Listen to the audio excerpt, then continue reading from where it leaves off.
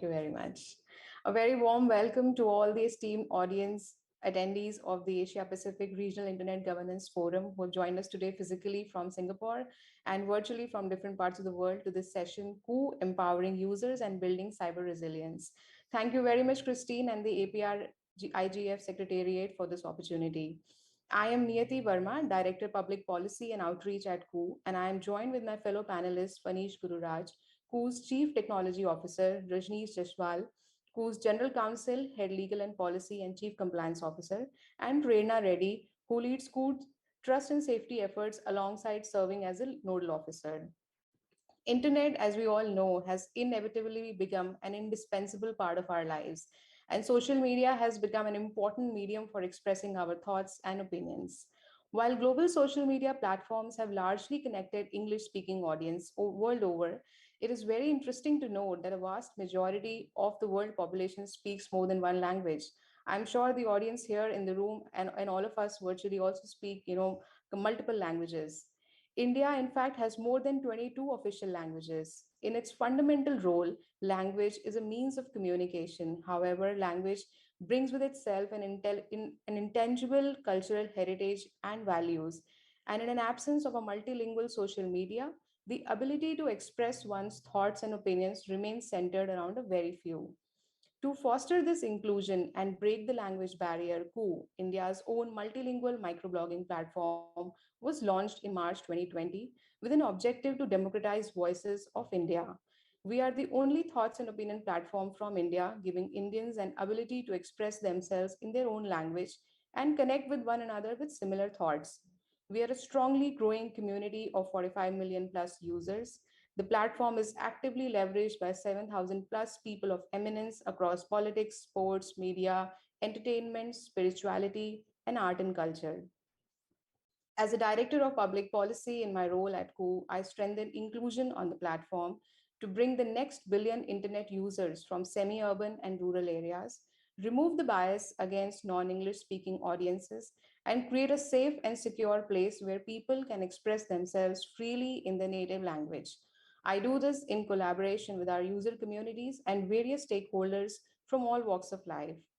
I would also like to commend the multitude of innovative initiatives led by the Honorable Government of India towards making a safe, inclusive, and multilingual internet that reaches and empowers all Indians alike. Koo, like the APrIGF, is creating an open platform for its multilingual and multicultural users to engage with one another meaningfully in their regional languages. And thus, this forum is highly significant to bring to fore the rich linguistic and cultural diversity of this world and the role of technology in fostering safe and inclusive digital spaces.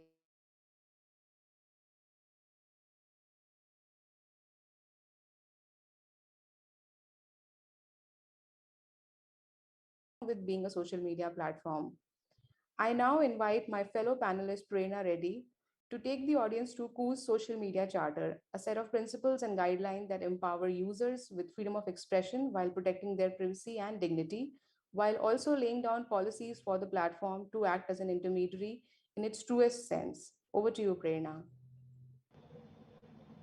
Thank you so much, Nidhi. Before I begin, I'd just like to share my screen. We only have one slide for this presentation that is our social media charter. I hope I hope everyone can see my screen.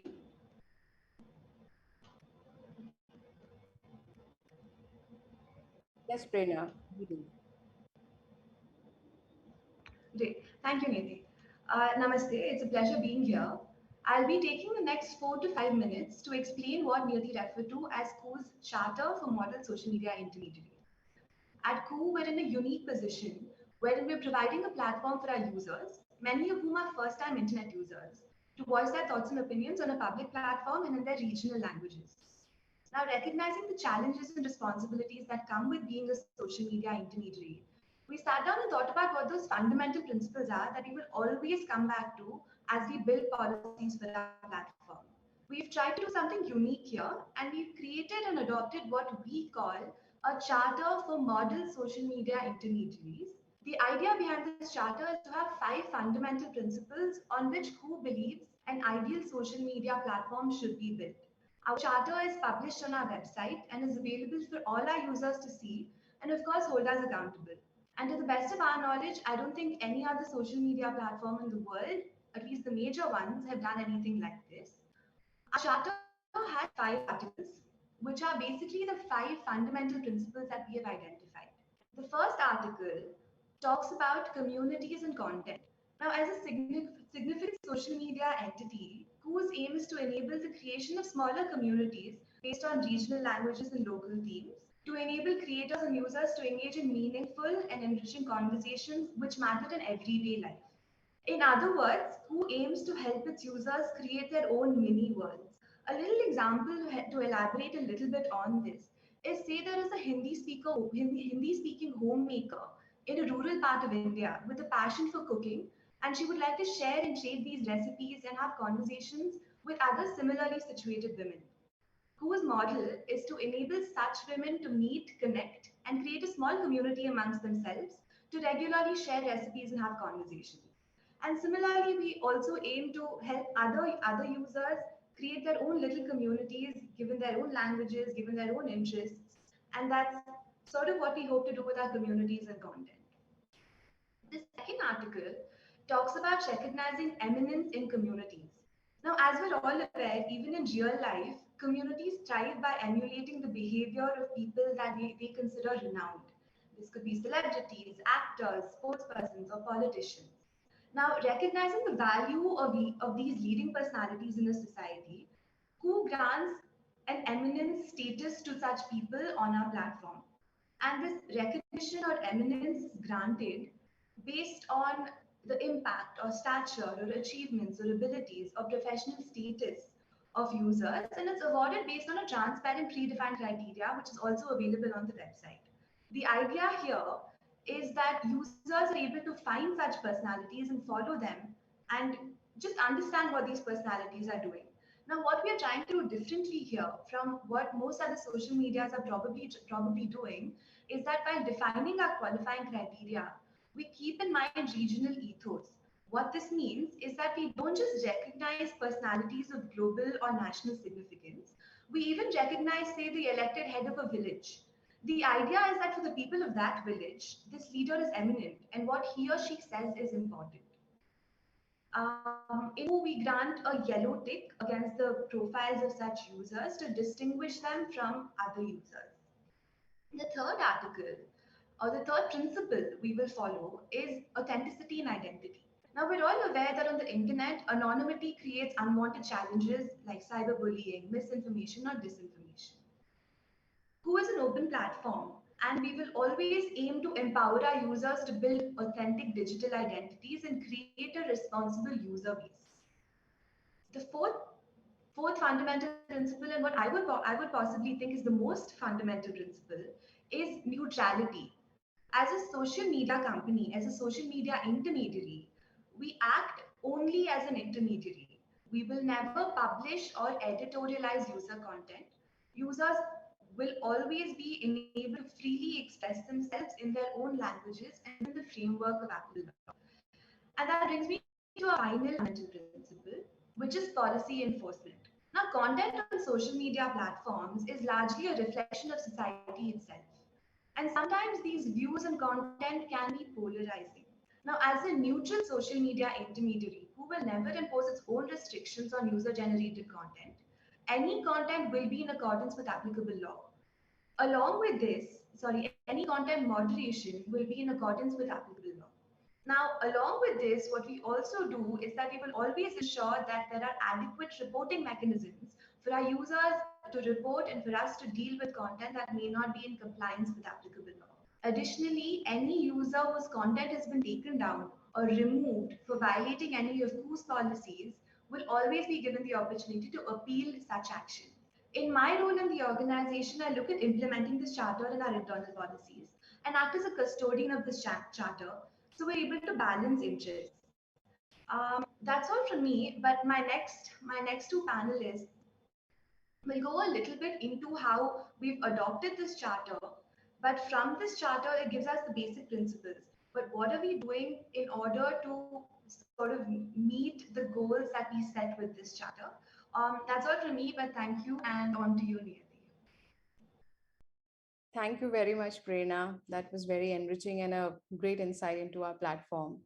I now invite our CTO Phaneesh to discuss how we are creating and curating communities, our open algorithms, how language is at the forefront at Koo, and how he and his team is building technology that makes Koo an inclusive thoughts and opinion Indian microblogging platform. Over to you, Phaneesh. Hey, thanks everyone. Thanks Niyati and hello everyone. So happy to be a part of this panel here and share my thoughts. Koo, when it first started, right, the idea was just to give a sense of the new users from different languages who are coming, to give them a simple experience to ensure that they're able to share their thoughts and opinion. It all started off with a very simple and a very humble thought. Now, as we grew larger, we were able to attract large users. We also had to be responsible in terms of how we build our system, how we create the communication charter with our community, as well as be as transparent as possible in terms of how we execute things. So there were very interesting things that we have done in this journey. The number one thing what we did was we enabled something called self verification, which is a very unique thing in a social media, where the users are able to actually verify themselves with certain important government-based cards, etc., so that the person who is actually there on the platform, we are able to point a finger to. That's something very unique, and that gives the platform actual human touch, as well as feeling that there are a lot of very responsible people out there in the platform. Number two is when people actually enter Koo as a platform to either consume content or to interact content, the way we ensure their identity is established in our company or in the platform is through a mobile number, because mobile number is something that very unique, is very critical. We can always be able to understand where this user is coming from, so that we can always trace, compared to email, which is a slightly more weaker login mechanism. So this has given us a very good advantage in terms of ensuring the users at the very beginning itself, right? We are able to filter a lot of the unwanted users we don't want. Third is in terms of the way in which we curate, moderate content, etc. Right? What we have is we had to build and leverage a lot of open source algorithms, machine learning, NLP, etc., to understand how we are able to classify languages based on certain criteria. For example, a person in India, right, can talk in more than 20 languages, but how do we ensure what that person is talking about in terms of some kind of a label? So for example, if someone is interested in cricket, but he's speaking in Bangla and someone else is speaking about cricket in some other language, how are we able to connect that? So that's where the machine learning algorithms come into picture. And what we have done is these algorithms, we have open sourced it in terms of our playbook, in terms of how these what's our algorithm, how do we use these algorithms, and also what kind of signals we actually capture while developing these algorithms. In fact, we are closely collaborating with a lot of open source NLP practitioners within India. AI for Bharat is one such. You can check out in their website. So we collaborate with them to build newer models, and we use the same model for our use case as well. So anyone can go use that model, see what the input output is, and verify as well. One very critical piece that is important when anyone comes onto a platform like Koo, right? We actually don't bombard them with some feed, which is some kind of a recommended content first time when they enter Koo. We don't show any particular feed at all. We actually rely on users' interests, what they actually are looking for. We tell them, okay, are you interested in sports, politics, news? Are you interested in art? Whatever we are classified into different categories.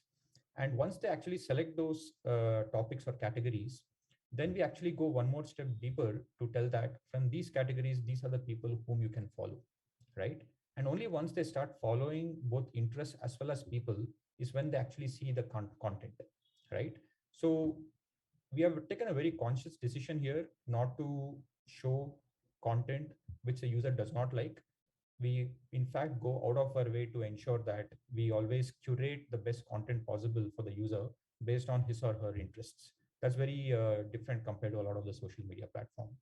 We have not only done that, we have gone one more step deeper where we are giving the opportunity for the users to block certain types of content which they don't want to hear about, so that when our algorithms run and we curate the next level of content, the users know that, okay, I don't want this, I don't want to hear about it. So that becomes the way to do.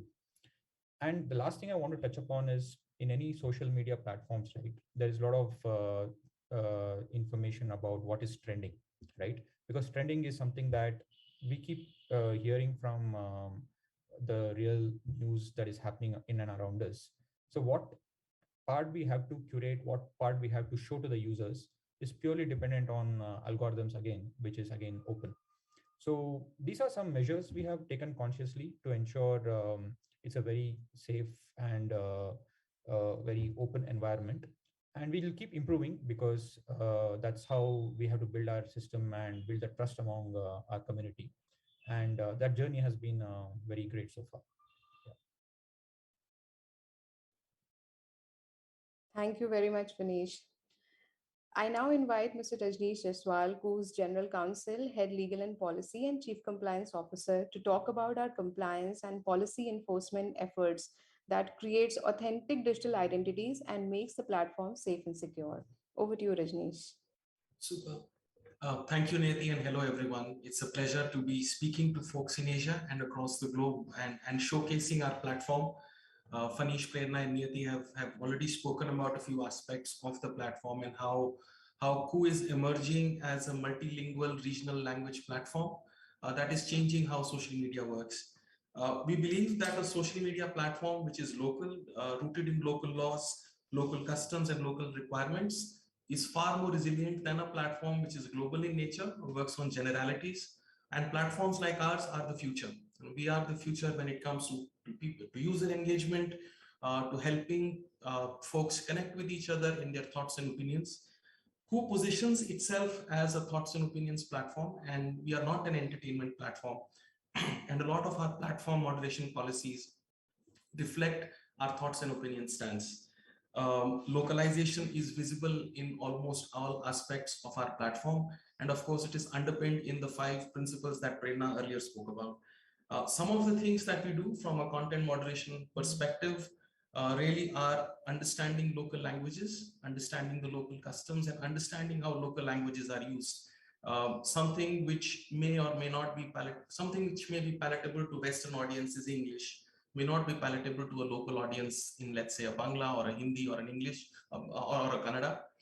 We take a lot of effort in our content moderation policies and try to make sure we understand the local context. One of the most fundamental principles that we follow as well is compliance with local law. We are a local organization. We cater to local communities in their local languages, and hence any content moderation will always be a reflection of local law and reality.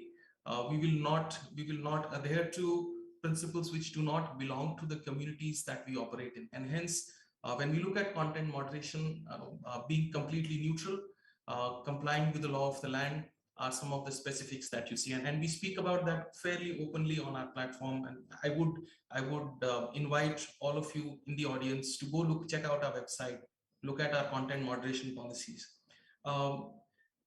We spoke about digital identities, and I think authentic digital identities are an important part of how Koo operates.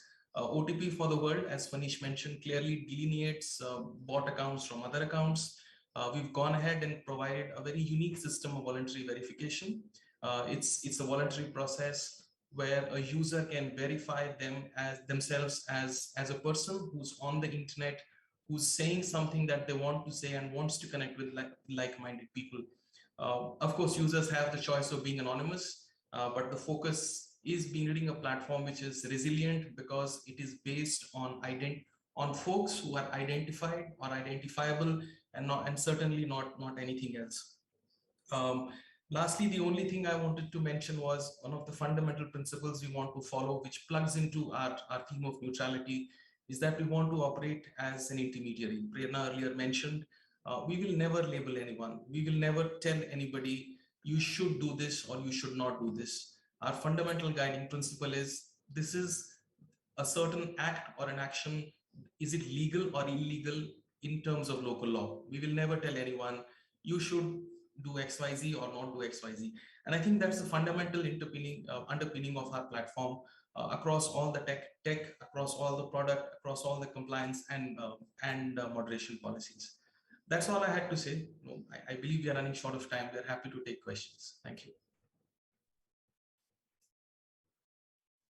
Thank you very much, Rajneesh. That brings us to the end of session from our end, and we look forward to hearing questions from the audiences.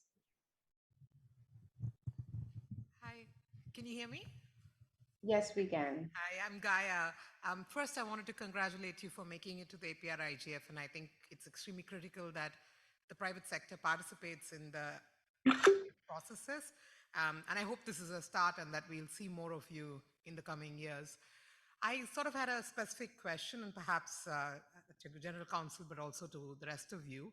We'd like to hear a little bit more about your human rights due diligence processes, especially given that you work in a challenging context where hate speech is quite prevalent and among a multitude of other challenges. So could you talk to us about what kind of human rights due diligence you follow, what kind of human rights policies you've been able to put in place, but more importantly, what is the support you need from civil society? How can we help you improve the human rights compliance?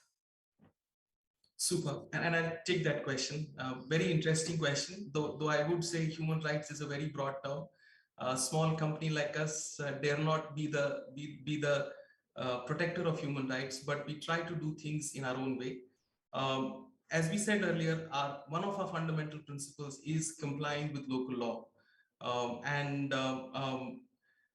You mentioned hate speech, and I think India compliance with local laws, our approach to this, that India has a long legal history of more than 200 years.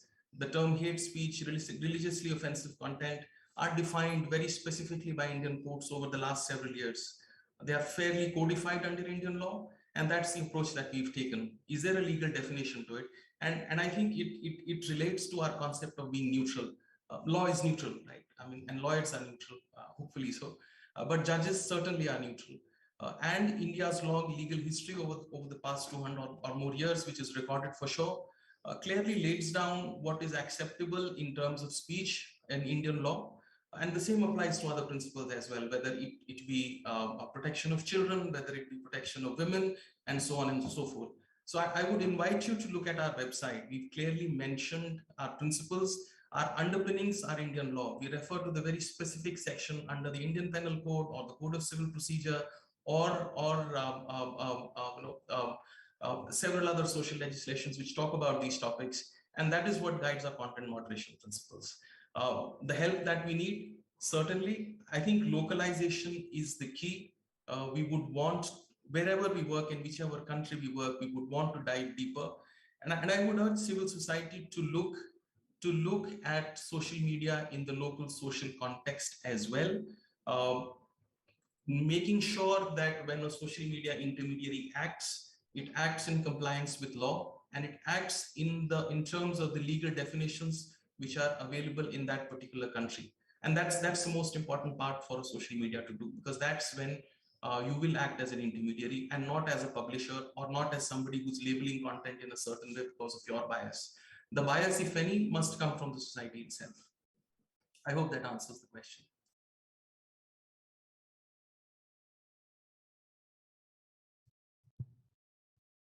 Hi, thanks for the presentation.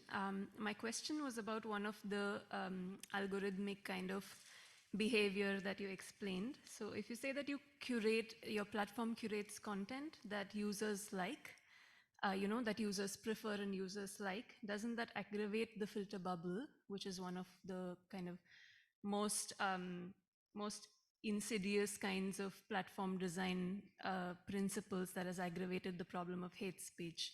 So if the algorithm only curates what users prefer to see, how do you think that works with the kind of hate speech prevalent in India? And my second question is, on the one hand, you do enforce content moderation policies, and on the other hand, you think of yourself as an intermediary that kind of is neutral. However, there is some aspect of interpretation of laws, of application of laws, and so on. That's not a straightforward process, right? So how do you reconcile, on the one hand, your idea of yourself as a neutral intermediary, and on the other hand, making subjective judgments? So where does do you have a free speech policy, for example? Thanks. Phaneesh, would you like to take the question on the algorithm, and I can take the second part later? Sure. So, got your point. So, see, what happens is when, let's say there's a content, right, which has certain elements of hate speech, which we have not understood at that point of time. And people started sharing that, or people started reacting on it. What happens from an algorithm perspective or from a technology perspective is we immediately have certain keywords or certain bag of words, we can call that, which possibly can classify that this particular content has certain information which might not be the right thing to show. What we do at that point of time is we have our manual moderation as well, where this particular content is flagged off as, okay, let's have a look at this. And there are certain important codified things, like for example, something related to bad content, pornography, etc., right, which immediately gets flagged off through our algorithms. So it kind of totally ensures that that content does not get its what do you call reach. And even for the people who are trying to game the system, where they're trying to like these particular things, when the content is already classified under any of these defined things which are good or bad, it does not have any effect in terms of how it propagates in our system going forward, because that content is pulled down by the help of certain rules that we follow, what Rajneesh was mentioning. Now, for people who are trying to put some content which is, let's say, objectionable, we also know what are those people from where they're trying to do, and we have some information which helps in working with the law enforcement, etc., as needed, so that any information that needs to be stemmed at the very beginning can be acted upon. So these are some ways in which we tackle, but at the end of the day, we know from our legal framework what are those content, what kind of things that we need to look out for in the content, and that particular information is developed or put it in an algorithm for us to kind of filter it forward. That's how we are tackling that. Yep. Thanks, Phaneesh. Just quickly taking the second part of the question on neutral, being a neutral intermediary and then enforcing content moderation. I think it's always going to be a balancing act. It's not just us. I think everyone else struggles on content moderation, and it's going to be a process of learning. What we've done, and I think we've done fairly well, and I would again request you to have a look at our website on how, and these principles are fairly clearly spelled out on our website on how we moderate content. It's all about looking at the legal history of the country. These terms have been defined, these terms have been interpreted over and over, and removing the subjectivity when it comes down to a content moderator taking action. So you make sure that the content moderator has the least amount of subjectivity, and hence you reduce the risk in taking decisions which may or may not work for a few people, or which may or may not take away from your neutral intermediary status. We are fortunate that the term intermediary gets defined under Indian law. It's been defined for several years now. I think it's 2000 when the year 2000 when the first definition came. We try to stick to that definition. We try to make sure that the content moderator gets least subjectivity. We provide them pointers which are rooted in law to make sure that the decisions taken by content moderators are objective in nature. It's going to be always going to be a challenge, but I think we are doing a fairly good job of maintaining the balance. Hi, can you hear me? Yep. Yes. All right. Thank you so much for this presentation. My name is Isha and I work with CIS. My question is slightly from the other side of the aisle, and since you seem to be relying a lot on the Indian legal framework, I wanted to understand what you think of the recent amendments to the intermediary guidelines, and especially does it affect disproportionately a smaller company like yourself seeking to establish yourself against the big players? That's my first question. My second question was, apart from content moderation guidelines, you also release reports telling us the number of complaints you've acted upon, disaggregated data about the type of complaints, so on and so forth, to give us a better understanding about the type of actions you've taken. Thank you. I think India is one of the more progressive nations when it comes down to having laws around intermediaries. So the IT amendments of 2021, and we're already looking at the IT amendments of 2022. For us, they keep the user at the center. They make sure that there is compliance with Indian law. We are fairly comfortable in complying with these requirements, and we will continue to do so. I mean, it's a number of the amendments and a number of the changes which have been brought about bring some sort of order. And you already mentioned to the compliance reports. We do publish our compliance reports on a monthly basis, which talk about the content and action we've taken. We are a fairly young platform. I mean, please do remember that we are less than 2 years old. We've attained scale only in the last 1 year or so. So our reports for now, and deliberately so, talk about data in a very not in the form that is required. I think going forward in a couple of months, you will be able to see transparency reports coming from our platform, which will talk about a much deeper context. So, but currently, as required by law, our monthly reports are available on our website. They are publicly open and anybody can download them. All right. Thank you. Thank you.